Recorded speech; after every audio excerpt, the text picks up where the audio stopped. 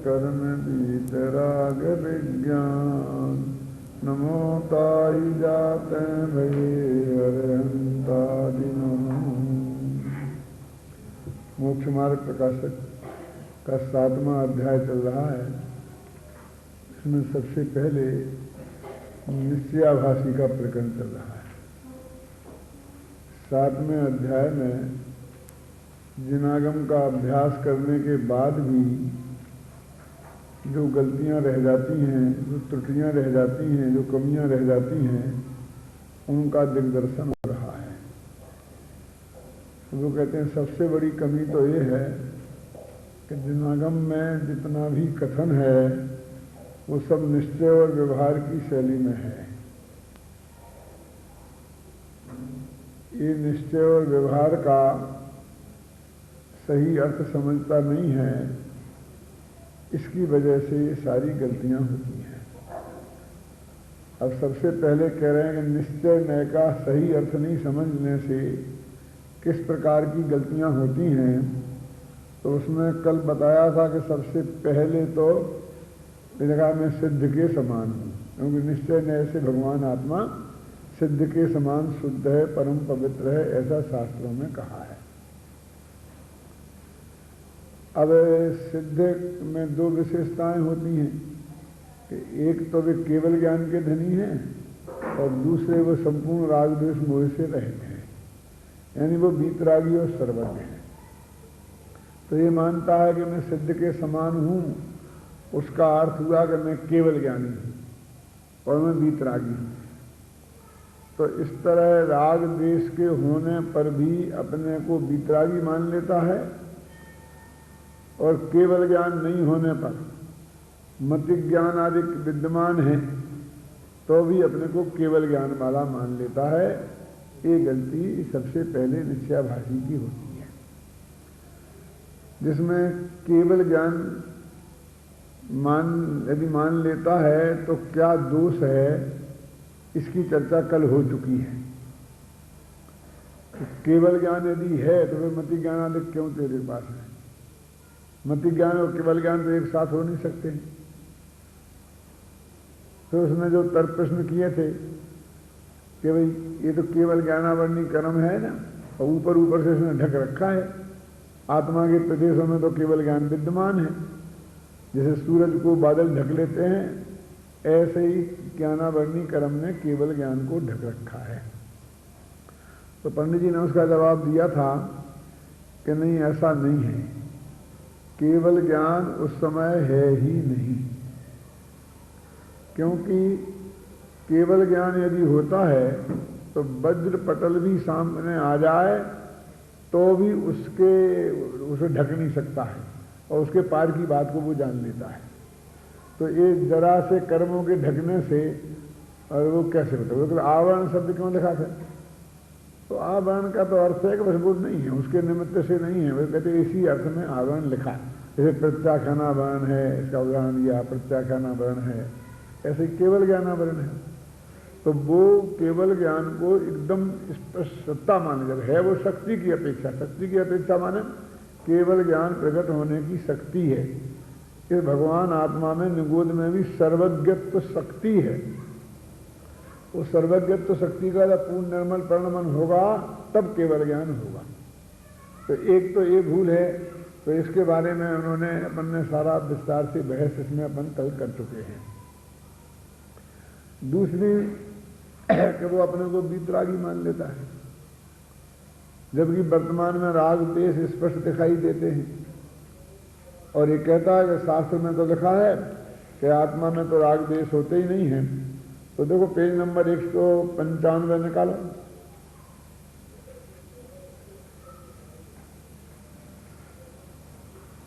देखो, जैसे शीतल स्वभाव के कारण उष्ण जल को शीतल मानकर पानादि करे तो जलना ही होगा, उसी प्रकार केवल ज्ञान स्वभाव के कारण अशुद्ध आत्मा को केवल ज्ञानी मानकर अनुभव करे तो दुखी ही होगा।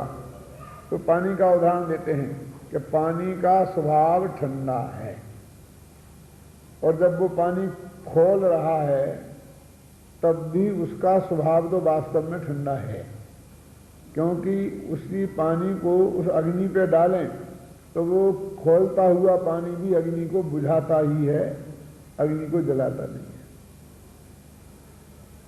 है। ऐसे ही भगवान आत्मा केवल ज्ञान स्वभावी है, लेकिन कोई आदमी उस खौलते हुए पानी को गर्म है ही नहीं, ठंडा है ऐसा मानकर पिए तो क्या होगा?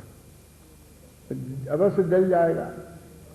ऐसे ही वर्तमान में तो जो अज्ञान है, अल्प ज्ञान है, अब उसे केवल ज्ञान मान करके यदि व्यवहार करेगा तो निश्चित रूप से वो दुखी होगा। इस प्रकार जो आत्मा का केवल ज्ञानादि रूप अनुभव करते हैं वे मिथ्या दृष्टि हैं। कितना साधना। अब रागा है, अब दूसरा पॉइंट है वो। पहला एक केवल ज्ञान की चर्चा हुई, तथा रागादिक भाव अपने को प्रत्यक्ष होने पर भी साफ क्रोध मान माया लोग दिखाई दे रहे हैं, भ्रम से आत्मा को रागादि रहित मानते हैं। जैसे ये सब प्रत्यक्ष विरुद्ध बातें हैं जो निश्चयभाषी में देखने में आती हैं। केवल ज्ञान है नहीं और केवल ज्ञान से रहित मानता है, रागादि हैं रागादि से रहित मानता है। पर का देखना जानना स्पष्ट दिखाई देता है तो भी आत्मा पर को देखता ही नहीं। ये सब निश्चय नहीं के कथन है ना शास्त्र में, और उनका एकांत पकड़ करके वो ऐसी बातें कहता है जो बिल्कुल लोक में विरुद्ध हैं, प्रत्यक्ष विरुद्ध हैं, एक साधारण आदमी की गले में भी नहीं उतरे। फिर तर्क ये है कि भाई शास्त्र में लिखा है, तो पंडित जी यही तो कहते हैं शास्त्र की क्या अपेक्षा है उसका तुम्हें पता नहीं है। वो तो ये कह रहे हैं कि वो पानी जो गर्म है उस गर्म पानी को, खौलते हुए पानी को गरमाई को बाद कर दो और फिर देखो। गरमाई को बाद कर दो माने वस्तु में से तो निकलेगी नहीं, वो अपने ज्ञान में बात कर दो, गौण कर दो और फिर देखो तो ठंडा है, ऐसा है। अब इसको तो समझता नहीं, वो बिल्कुल ठंडा ही मान लेता है। ऐसे ही वो कहते हैं कि वर्तमान में जो राग देश मोह हैं, इन राग देश मोह को तुम अपनी दृष्टि में बात कर दो, गौण कर दो, तो अंदर में भगवान आत्मा बीतरागी बैठा है हाल में। तो वो ये गौण करने का अर्थ तो समझते ही नहीं है। वो तो बस वो तो राग है ही नहीं, राग तो है नहीं, राग जुदा है और आत्मा जुदा है। तो राग को जुदा शास्त्र में लिखा है ना, आसव तत्व जुदा है और आत्मा तत्व जुदा है। तो वो कहते वो तो इसलिए लिखा है कि वो राग का अभाव करना है। यदि राग और आत्मा को एक ही मान लेंगे तो राग का अभाव करने से आत्मा का अभाव हो जाएगा, और कोई आदमी आत्मा का अभाव तो करना चाहता नहीं।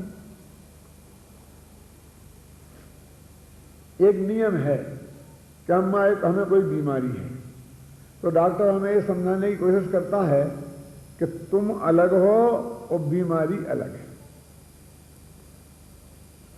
वो काय के लिए? सिर्फ इस बात के लिए कि बीमारी नष्ट हो सकती है, जा सकती है और तुम कायम रहोगे। हम जो तुम्हें दवाई देंगे उससे बीमारी नष्ट होगी, तुम नष्ट नहीं होगे। कि जहर है, जहां जहर है, लेकिन ये बीमारी को नाश करने वाला जहर है, इससे तुम्हारा कोई बिगाड़ नहीं होगा। तो हम उस दवाई को खाते हैं कि नहीं खाते? लेकिन यदि डॉक्टर ये कहते कि बीमारी और तुम तो एक ही हो गए, अभेद हो बिल्कुल, तो इसका मतलब है बीमारी नष्ट होगी तो हम भी नष्ट होंगे। कि भाई वो जहर जाएगा तो बीमारी को नष्ट करेगा, तुम्हें कैसे छोड़ देगा? तो फिर कोई दवाई खाएगा? हम बीमारी अच्छे दिन बीमारी में ही निकाल लेंगे, लेकिन हमें दवाई नहीं चाहिए। तो ये दोनों की भिन्नता का ज्ञान कराने के लिए कि राग अलग है और आत्मा अलग है, जिससे ऐसा भी उपाय है कि राग का नाश हो जाए और आत्मा बिल्कुल को कोई जख्म भी नहीं हो, आत्मा को कोई तकलीफ नहीं हो, आनंद सुखी हो जाए। इसके लिए राग जुदा और आत्मा जुदा बताया। वो ये मान लेगा जुदा ही है तो फिर मेरे को क्या लेना देना है? अरे राग को दूर करने का पुरुषार्थ तो तेरी पर्याय में होना है, जिसके लिए उपदेश दिया जाता है, जिसके लिए सारी जनवाणी लिखी गई है। जब तूने ये मान लिया कि राग बिल्कुल जुदा है, समझना, राग बिल्कुल जुदा है, तो फिर तुझको उसे नाश करने का भी जरूरत क्या है? देखो मैं आपको थोड़ी बात बताता हूं यहां एक उदाहरण देकर के। शास्त्र में ये आता है कि शरीर जुदा है, स्त्री पुत्र जुदे हैं, तो राग जुदा है, आता क्या नहीं आता? और सबको एक सी जुदाई का ही तर्क दिए जाते हैं। तुम बिल्कुल वो आश्रत तत्व है, तुम जीव तत्व है। अब मैं आपसे पूछता हूं कि एक तो तुम में राग है वो, और एक मेरे में राग है, तो मेरे से ये दोनों राग जुदे हैं कि नहीं? कि दोनों जुदे हैं, लेकिन दोनों एक से जुदे हैं कि कुछ फर्क है? हाँ भाई, तो क्या फर्क है कि तुम्हारे राग के कारण मुझे कोई कर्म बंद होने वाला नहीं है, और मेरे राग के कारण मुझे कर्म बंद होने वाला है। तो तुम्हारा राग मेरे से जुदा है इस बात में, और मेरा राग मेरे से जुदा है, इसमें कुछ अंतर तो है। इस अंतर को भी जानना चाहिए। हम भले ही ये नहीं कहें कि वो हमारा राग हमारे से कुछ कम जुदा है, पूरे जुदा माने, लेकिन तो भी उस जुदाई में और इस जुदाई में कोई फर्क है। क्यों? क्योंकि ये राग के निमित्त से हमें आत्मा के कर्मों का बंध होता है, और तुम्हारे राग के निमित्त से हमें आत्मा का कर्म बंद नहीं होता। ये अंतर जानना क्यों जरूरी है? हम जान लें कि दोनों जुदे हैं, झगड़ा खत्म। तो ये अंतर जानना इसलिए जरूरी है कि तुम्हारे राग का हमें कुछ नहीं करना। भले ही ज्ञान का गेय बन जाए तो बन जाए, और नहीं बने तो नहीं बने, हमें कोई लेना देना नहीं है उससे, क्योंकि उससे हमारा कोई बिगाड़ सुधार नहीं है। लेकिन ये हमारा राग है, इससे तो हम अनंत दुखी हैं पर्याय में अभी, और आगामी कर्म बंधने वाला है, और इस राग का तो हमें नाश करना है। तो ऐसे सर्वथा जुदा मान लेंगे जैसे तुम्हारा राग है, तो फिर उसके नाश का उपाय यानी मुक्ति के मार्ग में हम क्यों चलेंगे, उसका उद्यम हम क्यों करेंगे, ये बात इसमें लिखी है। देखो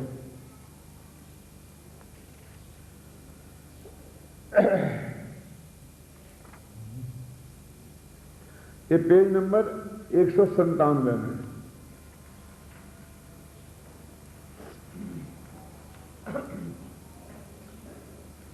दोनों विपरीत श्रद्धानों से रहित होने पर सत्य श्रद्धान होगा, तब ऐसा मानेगा कि ये रागादि भाव आत्मा का स्वभाव तो नहीं है।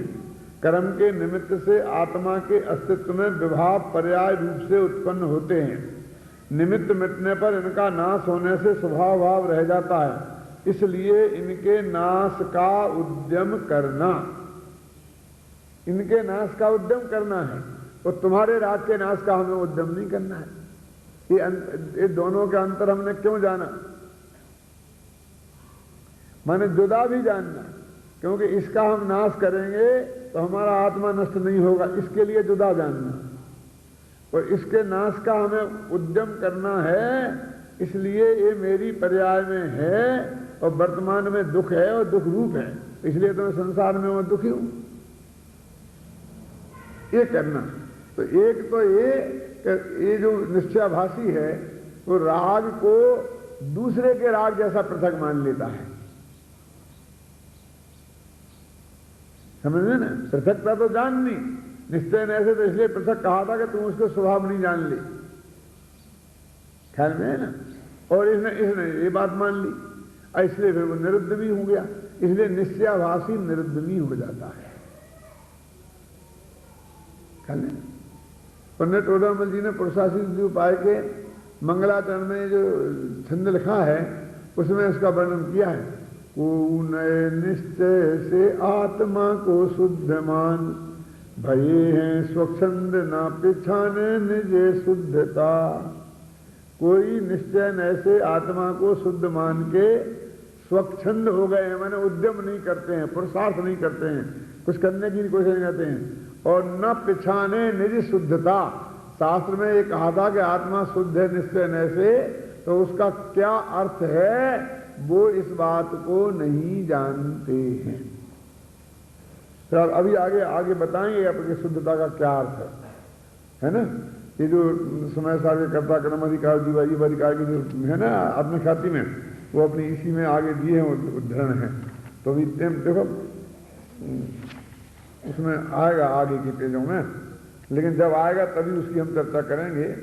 वो आया ना कि पेज नंबर 199 पे, एस एव अशेष द्रव्यांतर भावेभ्यो भिन्नत्वेन उपास्यमाना शुद्धा इत्यपलब्धते। शुद्ध तो इसे कहते हैं। और दूसरे समस्त कारक प्रक्रिया त्युनत निर्मल अनुभूति मात्र शुद्धा, मैंने शुद्ध का तो निश्चय नहीं कि शुद्ध का तो ये अर्थ है। ये प्रकरण आएगा तब अपन बात करेंगे। और वो उसने ये मान लिया कि दागादिक रहत में हूं, अब स्वच्छंद हो गया तो मेरे को कुछ करना ही नहीं है। जब वो कहता है नाश का उद्यम तुझे करना चाहिए, वो यदि ये सर्वथा जुदा मान लेगा तो फिर राग के नाश का उद्यम का कोई सवाल खड़ा नहीं रह जाता है। असली मुद्दे की बात यह है, इसलिए वो निरुद्धमी हो जाता है। निश्चयाभासी का सबसे बड़ा जो दोष है वो निरुद्धमी होना है। तो मैं तो शुद्ध बुद्ध निरंजन निराकार हूं, ऐसा विकल्प कर चिंतन करता रहता है और बस पड़े रहो, कुछ नहीं करना, क्योंकि अकर्ता हूं ना मैं तो। यहां प्रश्न, यदि यह कर्म के निमित्त से होते हैं तो कर्म का उदय रहेगा तब तक यह विभाव दूर कैसे होंगे? इसलिए इसका उद्यम करना तो निरर्थक है। उन्होंने निरर्थक क्यों कहा था? उद्यम करने की बात क्यों कही थी? तो देखो इस पेज नंबर 196 सबसे ऊपर समय सार कलश का एक उन्होंने उदाहरण दिया कि राग जन्मनि निमित्तताम परद्रव्यमेव कलयंती हेतुते उत्तरंति नहीं मोह भावनी शुद्ध बोध विदुरांध बुद्धया, कि जो शुद्ध बोध से विधुर हैं, विधुर माने समझते हो? जिसकी पत्नी मर जाती है उसे विधुर बोलते हैं, जिसका पति मर जाता है उसे विधवा बोलते हैं। क्यों जानते नहीं? माने जो विधवा, तो धब माने होता है पति और उससे रहित, और धुर माने होता है पत्नी तो उससे रहित। इसे विधुर माने समझे ना, पत्नी से रहित। तो कहते थे शुद्ध बोध से विधुर हैं, उनको शुद्ध आत्मा का ज्ञान से नहीं है। शुद्ध बोध विधुर और अंध बुद्धया, अंध बुद्धि वाले हैं, अंधे हैं, अंधे लोग हैं जो ऐसा मानते हैं कि राग की उत्पत्ति में कर्म का ही जोर है। मैं क्या करूं? कर्म के उदय के अनुसार होता है, कर्म ही जगह, कर्म ही सुधा। वे कहना चाहते हैं कि तू अपनी जिम्मेवारी भी मान। वो राग जो तेरे में पैदा हुआ है वो तेरी पर्यायगत योग्यता के कारण हुआ है। तेरी पर्याय में तेरे से भूल हुई है, तेरे उपादान में गड़बड़ी हुई है, उसका जिम्मेवार तू है। तो अकेले निमित्त कोई मत मान, निमित्त है वो, हम नहीं कहते कि निमित्त नहीं है। वही बात उसने यहां प्रश्न में लगा दी कि आप ये कहते हो राग दूर करने का प्रयत्न करो, तो राग तो कर्म के उदय के निमित्त से होता है, हम क्या करें? और कर्म तो पर देते, उसमें तो हम कुछ कर नहीं सकते हैं, उसका निमित्त नैमित्तिक संबंध तो पर के साथ में है, इसलिए हम क्या उद्यम करें? वो अपने आलस को पोसेगा। और पंडित जी उसके आलस को यहां दूर करना चाहते हैं। निश्चयाभासी का सबसे बड़ा जो दोष है वो आलसी हो जाना। तो देखो कि यहां प्रश्न, यदि कर्म के निमित्त से होते हैं तो कर्म का उदय रहेगा तब तक वे विभाव दूर कैसे होंगे?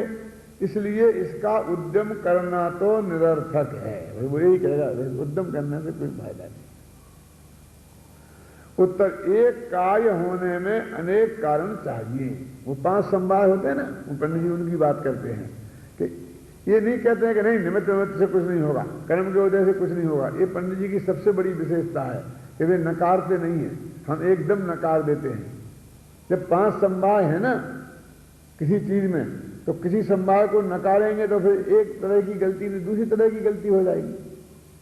अभी वो उद्यम को नकार रहा है तो 5 संवाद में से पुरुषार्थ नामक संवाद को नकार रहा है, और हम कह देंगे निमित्त तो कुछ नहीं होता, तो हम निमित्त नामक संवाद को नकारेंगे, एक न एक गलती हो जाएगी ना। तो पंडित जी कहते हैं अनेक कारण चाहिए, तो कर्म वाला कारण कर्म में चलेगा, हम उसका कारण निषेध करते हैं। लेकिन तेरे हाथ में क्या कारण है? उद्यम, जो पुरुषार्थ वाला जो पॉइंट है वो तेरे हाथ की बात है। इसलिए हम तेरे से पुरुषार्थ करने के लिए कहते हैं, उद्यम करने के लिए कहते हैं। कर्म को दूर करने का उद्यम करने के लिए हम तेरे से क्या कह रहे हैं? हम तो ये कह रहे हैं कि तुम राग को दूर करने का उद्यम करो। उद्यम क्या है वो हम बताएंगे, ख्याल में ना? तो क्या यहां एक कार्य होने में अनेक कारण चाहिए, उनमें जो कारण बुद्धिपूर्वक हों उन्हें तो उद्यम करके मिलाए, और अबुद्धिपूर्वक कारण स्वयं भी मिले तब कार्य सिद्धि होती है। जैसे पुत्र होने का कारण बुद्धिपूर्वक तो विवाह आदि करना है और अबुद्धिपूर्वक भवितव्य है। वहां पुत्र का अर्थ ही विवाह आदि का तो उद्यम करे और भवितव्य स्वयं हो तब पुत्र होगा। उसी प्रकार विवाह दूर करने का बुद्धिपूर्वक तो तत्व विचार आदि है और अबुद्धिपूर्वक मोह कर्म के उपसमाधिक हैं। तो उसका अर्थ ही तत्व विचार आदि का तो उद्यम करे और मोह कर्म के उपसमाधिक स्वयं हों तब रागाधिक दूर हों। आगे ना मरम की बात, कितना बढ़िया उदाहरण है। किसी को पुत्र की इच्छा है, मेरे को पुत्र होगा, करोड़ों की संपत्ति है, होती है ना।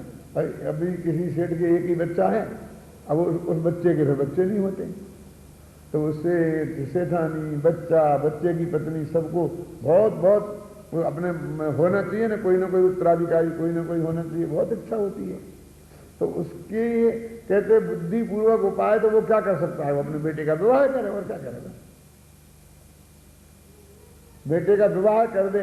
अब वो कहे नहीं वो तो आप क्या करें, अभी होना होगा तो हो जाएगा, विवाह से क्या मतलब है, विवाह नहीं होना होगा तो नहीं विवाह के हो जाना होगा तो नहीं होना होगा तो नहीं होगा। ऐसे मूर्खता नहीं होती है ना। वो बुद्धिपूर्वक तो उसका विवाह करेगा और फिर भवितव्य में होना होगा तो हो जाएगा और नहीं होना होगा तो नहीं होगा। तो भवितव्य में हमारी कुछ चलती नहीं है, लेकिन ये जो निमित्त है जिसे अपन बोलते हैं जो विवाह करने की प्रक्रिया, ऐसे ही हमें राग को दूर करने में क्या है 5 कारण। वो 5 की जाने दो, 2 को उन्हें वो शुरू से ले रहे। तो वो कहते हैं तत्व का चिंतन, ये अध्ययन मनन चिंतन जो अपन कर रहे हैं, ये तो है बुद्धिपूर्वक उपाय, तो ये तो हम करें। और कर्म का उपशम वो है अबुद्धिपूर्वक। कैसा हमने इतनी मेहनत करी और कर्म का उपशम नहीं हुआ तो काम नहीं होगा। जब जहां तेरी चलती नहीं है, जहां तेरी बुद्धि काम नहीं करती है, अब उसके बारे में काय को सोचना? बोलो। जैसे कि किसान का है कि वो फसल होता है ना, हर साल आषाढ़ के महीने में खेत को जोतना, उसको वो खेत तैयार करके रखना, और फिर बरसात होगी तो उससे अनाज आएगा। किसान अब मैं बरसात करने के लिए क्या करूं, मैं सब तैयारी कर ली, कुछ नहीं, तुम अपनी तैयारी कर, बरसात होगी वो हो जाएगा। बरसात तो होती, बरसात में तेरे को कुछ नहीं करना है, ख्याल में है ना। वो ये कहता है जब बरसात मेरे हाथ में नहीं है तो फिर मैं खेत को ही क्यों जोतूं, फिर मैं बोए कहूं, फिर मैं उसकी तैयारी ही क्यों करूं। तो उद्यम निश्चय नय का कथन पढ़कर वो निरुद्ध नहीं हो जाता है। तो पंडित जी कहते हैं उद्यम करें, क्या करूं क्या करूं, तो तत्व विचार तात हैं दिन भर कथो तत्व अभ्यास करिए। आगे देखो तत्व विचार की महिमा, यानी मोह आदि का उपशम करने को, राग को दूर करने का, मिथ्यात्व को दूर करने का क्या उपाय बताया इसमें? बोलो चंद्रराज जी कि एक तत्व विचार ही बुद्धि पूर्वक उपाय है। बाकी और 5 संभाय हैं, उनका हम निषेध नहीं करते हैं, लेकिन हमारे हाथ की तो जो बात है हम वही कर सकते हैं ना। इसलिए उपदेश तत्वाभ्यास के लिए दिया जाता है। जैसे मान लीजिए अपन को यहां बहुत जरूरी काम से यहां दिल्ली जाना है, तो हमारा तो बुद्धिपूर्वक उपाय ये है कि हम रेलवे स्टेशन से गाड़ी जाती है उस समय पे रेलवे स्टेशन पहुंच जाए। अब बाद में गाड़ी लेट आएगी और गाड़ी में हम बैठ गए और फिर रास्ते में पड़ी रहेगी, अब उसके ज्यादा विकल्प करने से क्या फायदा है। सावधानी काय के प्रति रखना है कि अपने घर से लेट ना हो जाए और गाड़ी न निकल जाए। गाड़ी निकल गई तो फिर नहीं, मैं अदालत भी इस बात को मानती है। अदालत में पेशी होती है ना किसी गांव की, तो वो गाड़ी आती है और वो यदि गाड़ी समय पे आई है और वो कहेगा मेरी गाड़ी चूक गई साहब, तो नहीं माना जाएगा। लेकिन वो गाड़ी 6 घंटे लेट हो जाए और कोई गाड़ी के अलावा दूसरा कोई साधन नहीं है आने का, तो मानेंगे कि हाँ ठीक है, गाड़ी नहीं आई, गाड़ी नहीं है, लेट होगी तो नहीं आ पाए तुम, तो उस बात को कंसीडर करते हैं कि नहीं करते? तुम्हारी गलती को कंसीडर नहीं करेंगे। तो ऐसे ही कहते हैं तत्व का विचार करना चाहिए, चिंतन मनन से उसमें लगाना चाहिए प्रसाद पूर्वक, तो वो लगता नहीं है, वो तो बस पड़ा रहता है, आलस को कोसता रहता है। इसलिए यहां ऐसा कहते हैं कि जैसे विवाहादिक भी भवितव्य के, वो हाँ फिर वो तर्क लगाता है ना कि विवाहादिक भी जो भवितव्य के अधीन है, उसने कहा था विवाह तो तुम अपने बुद्धिपूर्वक करो और भवितव्य में होगा तो बच्चा हो जाएगा, तो विवाह को हम क्या करें, वो भी भवितव्य में होना होगा तो हो जाएगा।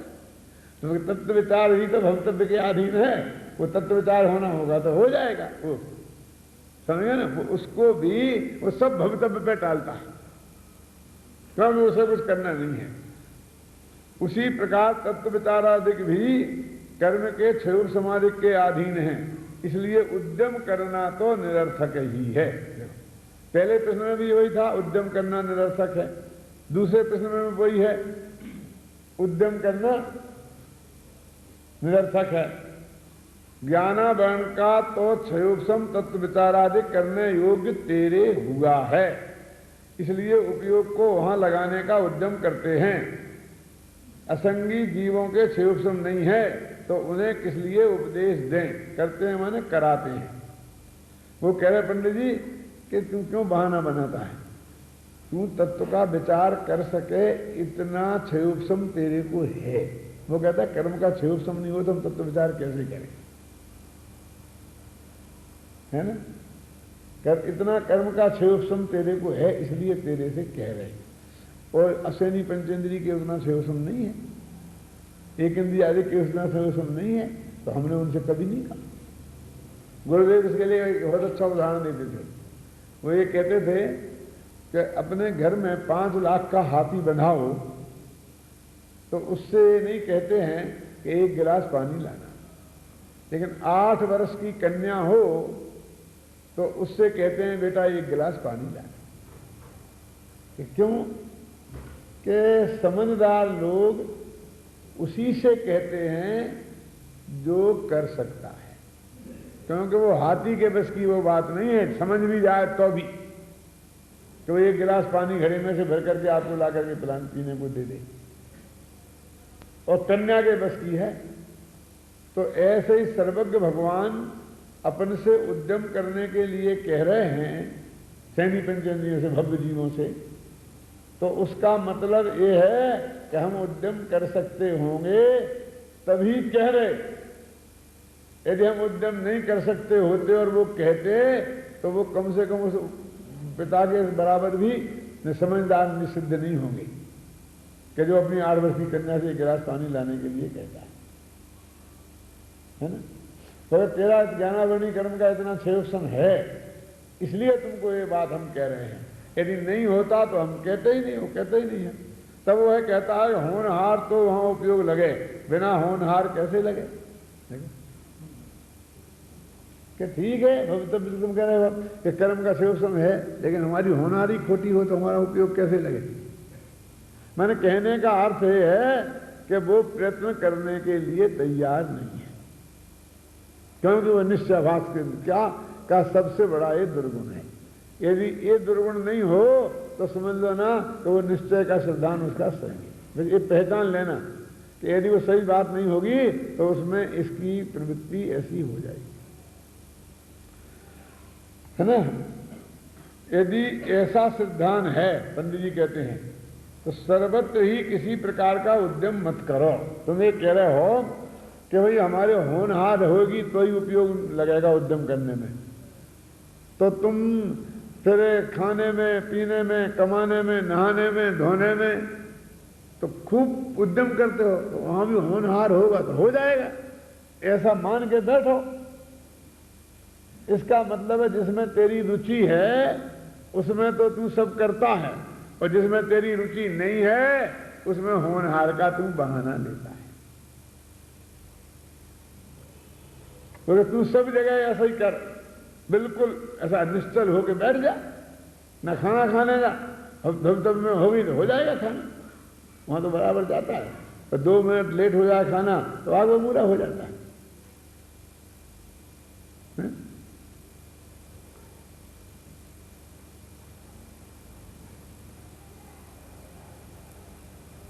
जो ये कहने वाले हैं ना कि आत्मा पर को जानता नहीं है, और भाई 1 गिलास पानी मांगे और अपन को देर हो जाए, फिर देखो क्यों कि आपने जो कहा वो उसे मैंने जाना ही नहीं, तुम्हें पानी ला जा वो कहे हो ना क्योंकि कोई जानता ही नहीं है ना पर को है? और आपको 1 गिलास पानी चाहिए, उसको तो मैं जानता ही नहीं हूं ना, मजाक करते हो, तत्व ज्ञान है, मजाक नहीं करना, ये नहीं करना, वो नहीं करना। पर लेकिन ये तत्व ज्ञान तो है ना, इसे मजाक की क्या बात है? इतना ही है कि एक आदमी जरा मुंह फुला के बात करता है, एक जरा प्रफुल्ल चित्त से बात करता है, इसमें मजाक कहां हुआ? ये तो तत्व ज्ञान ही हुआ ना। मेरे कहने का अर्थ यह है कि वो नहीं जानने और जानने की बात, वही तुम कह रहे ना नहीं जान रहे हो, उसी बात को तुम्हारे व्यवहारिक काम में कहेगा तो तुम एकदम नाराज होगे, और तत्व ज्ञान में कह दोगे तुम जानते ही नहीं, तुमको जानने की जरूरत नहीं। ऐसे ही है ना, उद्यम करने के लिए, धर्म का उद्यम करने के लिए मना कर देते हो, और लोक में जरा भी होनहार होगा चली जाएगी गाड़ी, तुम जाओ जल्दी जाओ, लेके आओ, ऐसे जाओ, ऐसा आकुलता नहीं करो। होनहार होगा, जाना होगा तो चले जाएंगे, तो फिर देखो तुम इसने सहवासी को कितना आगे उल्टा होता है ना। देखो तू खान पान व्यापार आदि का तो उद्यम करता है और यहां होनहार बतलाता है, इससे मालूम होता है कि तेरा अनुराग यहां नहीं है। सच्ची बात तो जी है, मानादिक से ऐसी झूठी बातें बनाता है। ये पहला सर्टिफिकेट है पंडित जी ने दिया है किसको? निश्चयभाषियों को, कि तू अभिमानी है, इसलिए तू ऐसी झूठी बातें बना रहा है। अभिमानी है और झूठा है, 2 बातें चिंता जाना है ना। तथा अब देखिए अगला पॉइंट है, एक तो रागादिक की बात हो गई, ये तो भाव कर्म की बात हो गई। भाव कर्म से रहित मानता है ना वो आत्मा को, उसके लिए कहा कि वर्तमान में राग देश मोह रूप भाव कर्म हैं, उन्हें जो आत्मा से में नहीं है कहा है, वो तो पर्याय को गौण करके कहा है। अब तू पर्याय को तो खड़ी रखता है, ध्यान देना, पर्याय को खड़ी रखता है, पर्याय को तो मुख्य रखता है, और राग देश को मानता नहीं। जिस अपेक्षा से आत्मा में राग द्वेष नहीं है ना, उस अपेक्षा से आत्मा में पर्याय ही नहीं है, पर्याय से भिन्न है। तो उस आत्मा की बात है ना जो पर से भिन्न और पर्याय से भिन्न है। वो पर्याय के 7 अलग हुए हैं कि पर्याय तो तेरे में रह गई और राग द्वेष अलग हो गए। वो तो सिद्ध दशा में ऐसा होता है कि पर्याय रह जाए तो वितराग पर्याय आ जाएगी। ये तो पर्याय को तूने अपने से जुदा कहा तो पर्याय में होने वाले राग द्वेष जुदे हो गए। तथा कर्म नो कर्म का संबंध होते हुए आत्मा को निर्बंध मानते हैं। ये तीसरी गलती है। पहली कौन सी थी?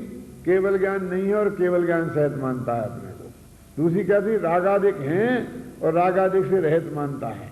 और तीसरी बात क्या है कि कर्म और नो कर्म, ज्ञानावरण आदि कर्म और नो कर्म माने शरीर आदि, इनके संबंध से रहित अपने को मानता है। जबकि देह में है, सब विद्यमान है, ज्ञानावरण आदि कर्मों का 8 कर्मों का बंध उसके सब मौजूद है, फिर भी इनसे निर्बंध मानता है। और वो और एक गलती शास्त्र पढ़ के हुई है, क्योंकि 15वीं गाथा पढ़ ली, 14वीं गाथा पढ़ ली उसने। क्या आत्मा अवध स्पष्ट है, आत्मा को तो कर्मों ने आज तक छुआ ही नहीं, बंधने की तो बात बहुत दूर की। मैंने शास्त्र को पढ़कर हुई ना, जो जीव जैनी हैं, जैन शास्त्रों का अभ्यास करते हैं, श्रद्धा रखते हैं, उनकी बात है। तो शास्त्र में से पढ़ लिया कि आत्मा तो कर्मों से बंधा ही नहीं। जब मान लो कि सचमुच किसी को बांध दें, जकड़ दें, हथकड़ियाँ बेड़ी डाल दें, तो वो ऐसा मान लेता है कि मैं तो बंधा ही नहीं, मैं तो सचमुच ऐसा मानता है। तो ये मानता है मैं 24 घंटा कि मैं बंधा हूँ। तो उस बंधे हुए आदमी को भी कोई समझदार ये समझाए कि देख भाई अभी तेरा ऐसा है, तो राजा है, ये बंधन में डाल दिया, ये तो समझ लो कि छूटने वाला नहीं है, लेकिन तू उसको तो इसमें से दिमाग में से निकाल दे, ये तो पुण्य पाप का खेल है, तू तो अपने आत्मा का विचार कर। और फिर वो कहे कि उस आत्मा का विचार करके तुम देह ही अपनी नहीं है, तो देह से अपने को जुदा किया ना, तो वो उन बंधनों से तो देह बंधी है ना। तो हमने कहा कि देह ही तू नहीं है, तू बंधा नहीं है। जब बंधा नहीं है कहा तो शरीर नहीं बंधा है ऐसा नहीं कहा पन्नालाल जी। उस शरीर में बंधन है, वो शरीर ही मैं नहीं हूं और मैं उससे जुदा हूं, ऐसे आत्मा को अबंध कहा है। ख्याल में आए ना। अब तू और शरीर को अबंध मान लेता है। अच्छा वो अबंध मान ले तो अबंध मान के वहां से भागने की कोशिश नहीं करता है। वो जानता है कि ये बंधे भग नहीं सकता, वो भाग जाए ऐसा अबंध नहीं है। समय दृष्टि ज्ञानावरणादि कर्मों से मैं बंधा नहीं हूं, शरीर से मैं बंधा नहीं हूं, जुदा हूं, ऐसा मानने पर उस शरीर में से निकल के भागने की कोशिश नहीं करता, आत्महत्या नहीं करता। क्यों? अरे मैं आपसे एक बात और पूछता हूं कि कोई संबंधिष्ट ये मानता है कि मैं कर्मों से नहीं बंधा हूं, है ना, मैं देह से नहीं बंधा हूं, मैं ये बेड़ियां मानो बेड़ियां से बंधाओ, जेल में बंधाओ, ये सब मानता है ना वो। लेकिन फिर हम उससे कहें कि साहब आप नहीं बंधे हो तो चलो, मैं कैसे जा सकता हूं? तो उसी वक्त आपको एक कहता है कि नहीं कि मैं कैसे जा सकता हूं, ये बेड़ियां बंधी है, मैं कैसे जा सकता हूं? कहता नहीं कहता? बोलिए आप। तो उस वक्त जब वो ये कह रहा है कि मैं कैसे जा सकता हूं, मैं बंधा हूं, तो उस वक्त वो अपने आत्मा को अबंध मान रहा है कि नहीं मान रहा? मैं बताऊं, उस वक्त भी वो अपने आत्मा को अबंध मान रहा है कि नहीं? ऐसे और भी है जो ये कहता है स्त्री पुत्र मकान जायदाद कोई किसी के नहीं है। जब वो ऐसा कह रहा है तो उसी समय वो एक जा मान रहा कि नहीं कि ये स्त्री ये पुत्र मेरे हैं। तब तो ये कह रहे कि ये जो मेरे स्त्री पुत्र हैं ये मेरे नहीं हैं। वो ऐसा नहीं है नहीं कि जिसके नहीं है, और वो कहता है कि मैंने शादी नहीं की, मेरी कोई पत्नी नहीं है, मेरा कोई पुत्र नहीं है, जो उस जैसा कहना नहीं है इसका। और व्यवहार की स्वीकृति उसके ज्ञान के एक कोने में गौण रूप से पड़ी है, और उसके बाद वो ये कहता है कि कोई नहीं है मेरे। क्यों? ये निश्चयाभासी का सबसे बड़ा डिफेक्ट ये है कि अंदर की वो स्वीकृति उसके ज्ञान में से निकल गई है। और वो सचमुच ऐसा करने लगता है जैसे बेड़ियां हाथ पैरों में बनी हुई हैं और मैं तो बंधा ही नहीं हूं, और ऐसा मान के चलने लगता है। चलने लगता है तो चल तो पाएगा नहीं। जो स्थिति होगी ना, ऐसे निश्चयाभासी की परिस्थिति होती है। देखो, तथा कर्मों नो कर्म का संबंध होते हुए आत्मा को निर्बंध मानते हैं, सो इनका बंधन प्रत्यक्ष देखा जाता है। ज्ञानादिक का घात देखा जाता है, शरीर द्वारा उसके अनुसार अवस्थाएं होती देखी जाती हैं। फिर बंधन कैसे नहीं है?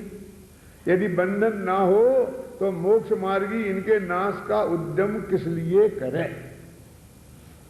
यदि कोई कहे कि शास्त्रों में आत्मा को कर्मों नो कर्म से भिन्न अवध स्पष्ट कैसे कहा है? पंडित जी ये जो प्रश्न कर रहे हैं और ये कह रहे हैं, तो उनने उस वक्त समय सार नहीं देखा है, ये बात नहीं है। देखो कैसी गजब की बात है कि वो शास्त्र के प्रमाण पंडित टोडामल जी सब शिष्य के मुख में रखते हैं। उत्तर देने में वे कोई शास्त्र का प्रमाण बहुत कम प्रयोग में लाते हैं। दुनिया में ऐसा होता है कि प्रश्नकार प्रश्न करता है और उत्तर देने वाला शास्त्रों के आधार दे करके उत्तर देता है। टोडरमल जी के मोक्ष मार्ग प्रकाशक की ये विशेषता है कि उनका जो प्रश्नकार है वो प्रश्न करता है तो वो शास्त्रों के प्रमाण पेश करता है, और पंडित टोडरमल जी जो उत्तर देते हैं उसमें कोई शास्त्र का प्रमाण पेश नहीं करते। ऐसा क्यों होता है? मैंने अपने शोध प्रबंध में ये बात पर इनलार्ज की है टोडरमल जी की इस विशेषता को, और उस पर रिसर्च की कि एक ऐसा क्यों हुआ। ऐसा इसलिए हुआ कि टोडरमल जी का जो श्रोता है वो शास्त्रों का पाठी है, वो विद्वत्ता में कोई कमी नहीं है। उसने समय सार और गोमट सार और पंचास्तिकाय और बड़े धबला और जय धबला और कर्मकांड सब पढ़े। यदि एक ऐसा प्रश्न आए कि भाई मोक्ष मार्ग प्रकाशक का जो प्रश्नकार है उसका चरित्र चित्रण कीजिए क्या, अथवा वह कितने शास्त्रों का अभ्यासी है, कितना शास्त्र उसने पढ़े हैं, निकालो क्या। तो प्रश्नकार के मुख में जितने शास्त्र के उद्धरण हैं उनके आधार पर आप लिस्ट बना सकते हो कि वो इतने शास्त्रों का पढ़ा है। फिर देखना वो उतने शास्त्रों का पाठी वो होगा कि तुम 5 साल रह के पढ़ जाओगे और बहुत तो सारी जिंदगी में भी उतने शास्त्र नहीं पढ़े होंगे। तो 5वें अध्याय के वो उद्धरण देख करके तो मेरे पैरों के नीचे जमीन खिसकी, इस बात के लिए कि कितने उद्धरण और किस बारीकी से। कोई ऐसा कहता था कि सब वो मूल में मिलते नहीं है। मैंने कहा इसमें क्या दम है? वो श्लोक बोल रहे हैं, श्लोक थोड़ी उन्होंने बना लिए। वो वेद के मंत्र बोल रहे हैं, वेद के मंत्र उन्होंने बना लिए, वो भी सब नकली बना लिए टोडरमल जी ने। वो प्राकृत की गाथा बोल रहे हैं? माने लो उसी भाषा के जो और हैं, आप मिलान करके देखिए उन ग्रंथों से कि उस जो श्लोक की छंद की भाषा उसके बाकी श्लोकों से मिलती जुलती है कि नहीं, तो आपको मालूम पड़ जाएगा कि उसका है कि नहीं। अब समस्या ये है कि अब वो क्यों नहीं मिलते। तो मैं आपसे बात पूछता हूं कि जैसे कि अपने पूज्य गुरुदेव श्री ने प्रवचन किए और वे छप गए, अब बाद में लोगों ने एक एक बात निकाल कर एक बहुत झगड़ा किया, 40-45 पॉइंट कि पुण्य को विष्टा कहा और ये कहा, निकाल पर्चे छाप के बांटे गए नहीं सारे देश में। बात तो वो सत्य थी, गलत तो नहीं थी, लेकिन अब व्यर्थ में विरोध हो रहा है और इतना सा लेन हटाने में पुण्य भ्रष्टा है, पुण्य की जगह पुण्य है, इतने में यदि समाज संतुष्ट होती है तो हमें क्या तकलीफ है? क्योंकि वो भ्रष्टा जैसी है कि नाक जैसी है कि हाथ जैसी है, इसे क्या फर्क पड़ता है? सवाल तो हे का है ना। और हमने भ्रष्टा जगह से काट के अगले एडिशन में हे कर दिया, सुधार दिया। क्यों नहीं सुधारे तो कभी सुधारे नहीं, सुधार दें तो कभी नहीं, शास्त्र सुधार दें, क्या करें? बोले बाबू साहब, तो अगले एडिशनों में अपन वो सुधारें क्या नहीं सुधारें? सुधार देते रहे, अपन ने भी सुधारे है ना। कौन कि जिन्हें व्यर्थ का झगड़ा खड़ा होता है उनको हे कितना ही कहो, लेकिन कोई एक हीन शब्द आ गया है उपमा का कहीं, तो अपन निकालते कि नहीं निकालते हैं? इसमें भी संशोधन करते हैं कि इसमें भी निकाल दो भाई, ये बात नहीं देते रही, निकाल देते कि नहीं निकाल देते हैं? तो जब ये बात टोडरमल जी ने कही और सामने वाले को सामने बार बार आई और उसे निरुत्तर होना पड़ा कि तुम्हारे ही शास्त्रों में ये बात लिखी है, तो द्वारा जब वे लिखाए गए होंगे उनने भी निकाल दिए होंगे, उसमें क्या है? माने वो बहुत नेचुरल है, ऐसा नहीं कि उन्होंने बहुत कोई उस्तादी करी कि गलती करी कि अपन को बुद्धू बनाया, ऐसा कुछ नहीं है। जो सामने प्रतिद्वंदी वाले वो है, उस प्रतिद्वंदी वाले को मसाला हमारी किताबों में से मिले तो समझदार आदमी तो यही करेगा कि उस मसाला को निकाल दे। इसलिए उसमें कुछ दम नहीं है। जो उसकी जो प्रकृति है, जो चीजें हैं वो ऑटोमेटिक अपने आप इस बात की साक्षी हैं। कोई उनने ऐसा नहीं कहे वहां ऐसा कहा है, ऐसा कह के नहीं छोड़ दिया है। उनने श्लोक लिखा ये कृतो ये दाता, ऐसा श्लोक है, ऐसा मंत्र है, ऐसा ये है, तो कभी भी तो पूरी लेने लिखी हैं, वो वेद के सूत्र लिखे, उसमें नामीनाथ का नाम मंत्र, तो उनने वो पढ़े होंगे ना। अपन ने तो वेद देखे ही नहीं है। तो हमारे उनका श्रोता कितना शास्त्रज्ञ है, स्वाध्यायी है, उसमें तो हम पासंग नहीं बैठते हैं। उसके श्रोता के टोडरमल के श्रोता के पासंग में नहीं बैठते हैं हम। ऐसे टोडरमल की आलोचना करने वाले लोग हैं ना, वे एक दफे देखें तो टोडरमल जी के ज्ञान के सामने वो कितने बौने हैं, हैं? और वो उस जमाने में जब ऐसे शास्त्र थोड़ी कितना छपे छपा हर जगह उपलब्ध थे। एक शास्त्र की प्रति जो आपको 5 रुपए में मिल रही है, वो 5 लाख में मिलती थी समझने में। 5 लाख माने उस वक्त में ये मोक्ष महाप्रकाशक है ना, इसकी एक कॉपी करे तो एक विद्वान इसको लिखे अपने हाथ से, शुद्ध सात्विक बिल्कुल बढ़िया, बस कैसे नहा धोकर दुपट्टा पहनकर मंदिर में बैठकर, ऐसे नहीं कि तुम ताजे से जैसे बैठे करके, शुद्ध कपड़े पहनकर, तो वो जितने दिन इस शास्त्र को लिखने में लगाए उतने दिन का उसका खाने पीने का, उसके बाल बच्चों के खाने पीने का, उसके मकान का, रहने का, उसके बेटियां हो तो उनकी शादी मादी का, ये सारी व्यवस्था तो उसकी आजीविका तो वो ही थी ना, तो उसके सारी व्यवस्था उसी में से होती होगी कि नहीं। और वो कोई साधारण आदमी तो है नहीं, वो तो बहुत टॉप का पढ़ा लिखा आदमी है। तो एक IAS ऑफिसर का समझे ना, जितनी जो आवश्यकताएं हैं वो उतना खर्चा उसका मारो। 6 महीना लिखने में लग गए तो 6 महीना में जो कलेक्टर की तनख्वाह है उतने का एक मोक्ष महाप्रकाशक पड़ता था।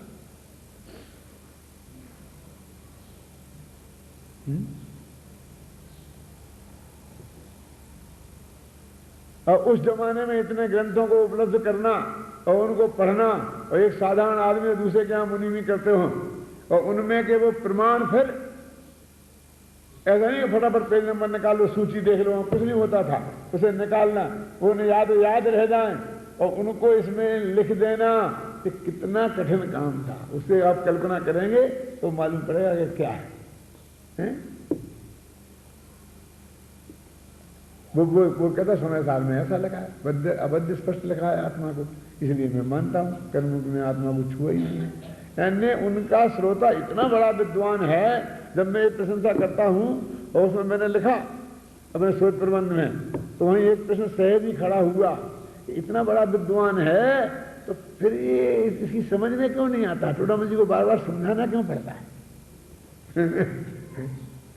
तो उसमें एक ही कमी है टोडरमल जी के श्रोता की, जो मैंने बोला ना कैरेक्टर बहुश्रुतज्ञ है, लेकिन एक कमी है कि जो वो जनवाणी का कथन है, जहां जिस अपेक्षा से कहा गया है वो उसको सही सेट नहीं कर पाता। अकेला उसने नए चक्र नहीं पड़ा। एक कितनी कह रही है, वो नयों की अपेक्षा कहां कैसी लगना चाहिए, क्यों तो वो ये नहीं जानता है। इतनी सी कमी के कारण वो उसको इतनी बार बार प्रश्न खड़े होते हैं और टोडरमल जी उसको बार बार जवाब देते हैं। वो और कुछ नहीं जवाब, उनका जवाब में एक ही है कि तुम इसकी अपेक्षा तो भैया ये थी, जो ये कहा है ना राग द्वेष से रहित, उसकी अपेक्षा ये है, कर्म बंधन से रहित कहा उसकी अपेक्षा ये है, फलाने से कहा उसकी अपेक्षा ये है। और उनने अपेक्षा ही बताई उत्तर में, अपेक्षा का स्पष्टीकरण ही टोडरमल जी ने किया है।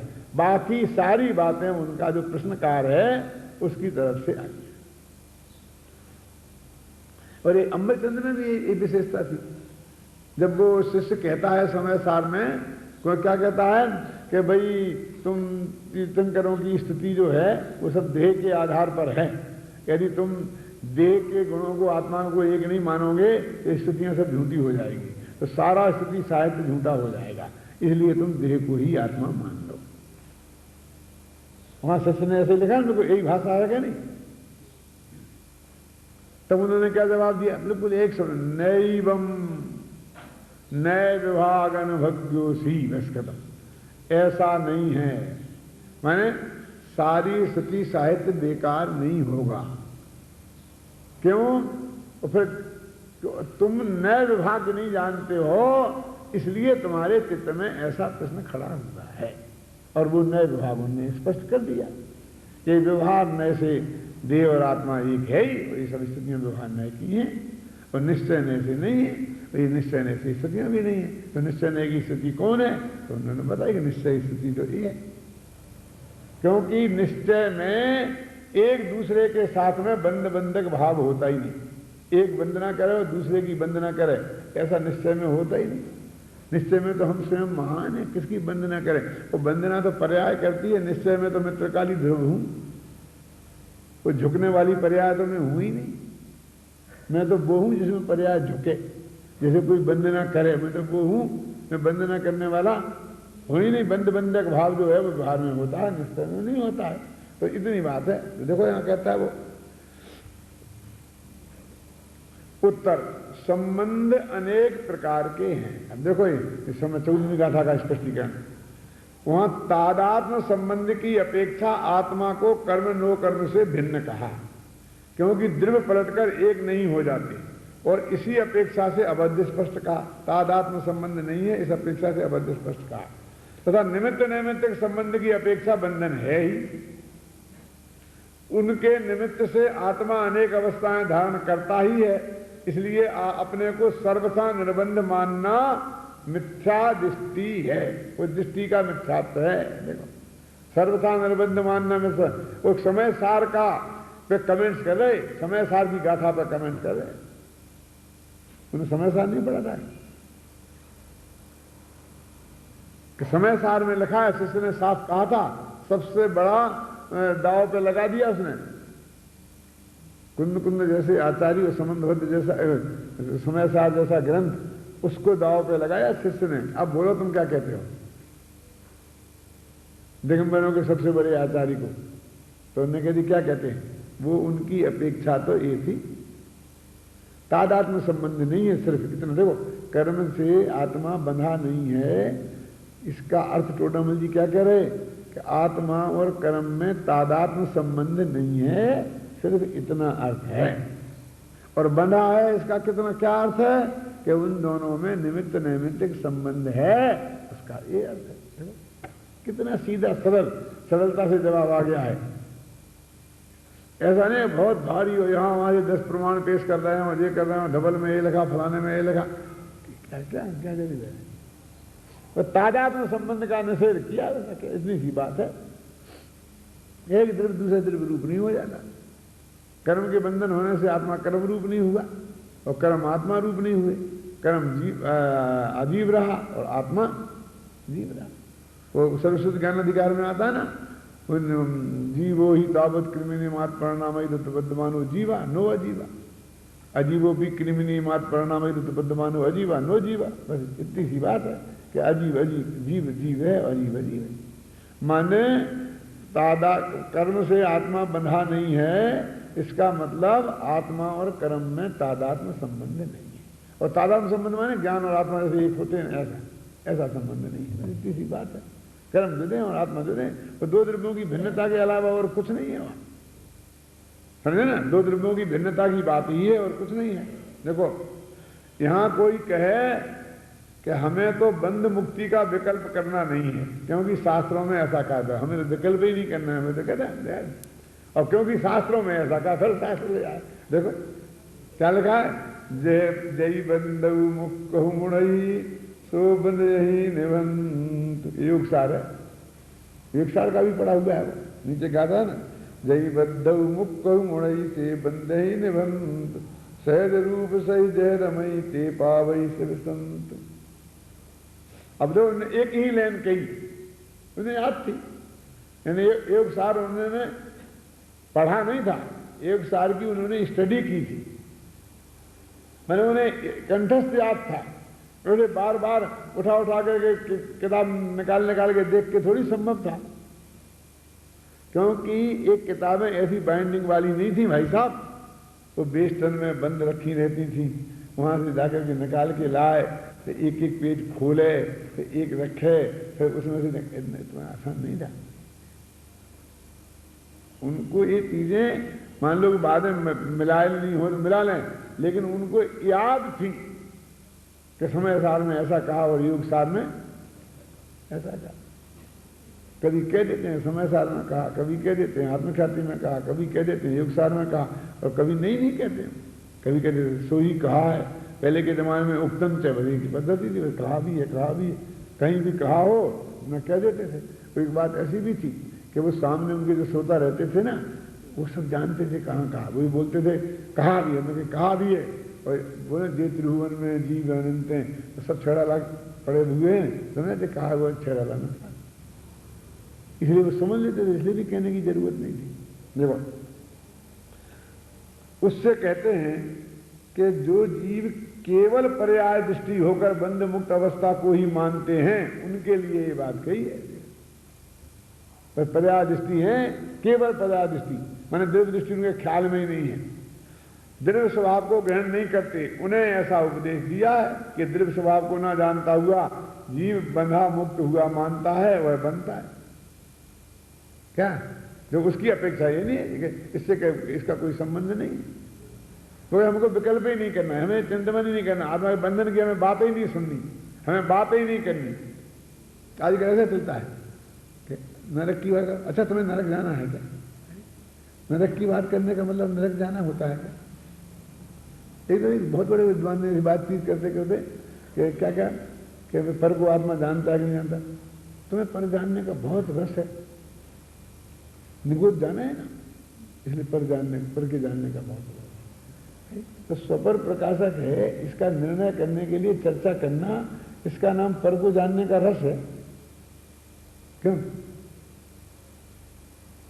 गाली उसको मतलब गाली निगोद भेज दिया 1 सेकंड में। ऐसे वो कहता है हमको बंधन की चर्चा ही नहीं करनी, तेरे चर्चा नहीं करने से जो फैक्ट है वो हट जाएगा क्या? उसको ये पता नहीं है। यदि निश्चय नहीं की अपेक्षा सर्वथा ये मान लें तो संसार है ही नहीं, ऐसा मानना पड़ेगा। वो संसारी जीव मुक्त जीव दो जो क्या चारों गतियां नहीं है, राग देश नहीं है, मोह नहीं है, नरक स्वर्ग नहीं है, सब उसे पता ही नहीं है कि तुम उसके मानने का इफेक्ट क्या है। एक दफा मैंने कहा था, वो कहते कोई कभी बात आती है ना साधु, हम नहीं मानते साहब, लिखी होगी, भाई साहब तुम नहीं मानते, क्या कह रहे हो? तुम नहीं मानते हो इसका अर्थ समझ रहे हो क्या है? एक दफे तुम इसका अर्थ समझ लो तो जिंदगी में कहना भूल जाओगे हम नहीं मानते। क्यों? कि 24 तीर्थंकर कितने होते हैं? बोले 24। शास्त्र तो तुम मानते नहीं हो, तुमने कैसे जाने बोलो बताओ? बिना शास्त्र के तुम 24 तीर्थंकर सिद्ध कर दो। चक्रवर्ती 12 होते हैं, आदिनाथ हुए थे, उनके बेटे बाहुबली और ऋषभदेव के भरत थे, कहीं शास्त्र तुम मानते नहीं। क्यों? एक दफे तुमने शास्त्र से इंकार किया कि शास्त्र में लिखा हम उसे नहीं मानते हैं, तो तुम्हें क्या क्या मानना छोड़ना पड़ेगा, इसकी तुम कल्पना करा चित्त में। तो ये जो निश्चयभाषी व्यवहार है उसके लिए इतना दोष बताया। ये क्या केवल ज्ञान सहित मानते हैं? वो कहते केवल ज्ञान है ना, उस वक्त केवल ज्ञान से सहित मानते हैं, वर्तमान में अमति ज्ञान रहित मानते हैं। ऐसे रागादि जो सहित हैं उससे अपने को रहित मानते हैं। और तीसरा पॉइंट क्या है कि कर्म से और नो कर्म से भी अपने को बंधा हुआ मानते हैं। ये निश्चयभाषी का दोष है, ख्याल में आया ना। और अब आगे शुद्ध का क्या वास्तविक अर्थ है तो वो कल अपन उसमें बताएंगे शाम को।